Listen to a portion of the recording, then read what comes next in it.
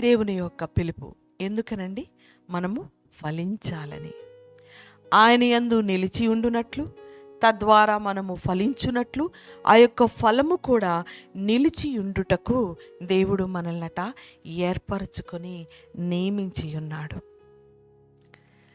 రక్షణ పొందటమే, రక్షణ పొందుకోవటమే, మందిరానికి రావటమే నేను చేసే చాలా గొప్ప పని అని చాలామంది క్రైస్తవులు అనుకుంటారు. నేను అటెండెన్స్ ఇవ్వడమే చాలా గొప్ప అన్నట్టుగా ఫీల్ అవుతూ ఉంటారు. కానీ దేవుని యొక్క ఉద్దేశం ఏమై ఉన్నదంటే, ఆయన మనల్ని ఎందుకు పిలిచారు అని అంటే, మనము ఫలించాలని. ఏమవుతుంది?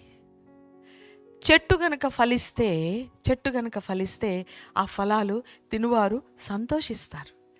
సంతోషించడం ద్వారా చెట్టు ఆనందిస్తుందేమో. చెట్టు ఆహా, నేను ఉన్నందుకు నేను ఫలించాను, ఆ ఫలం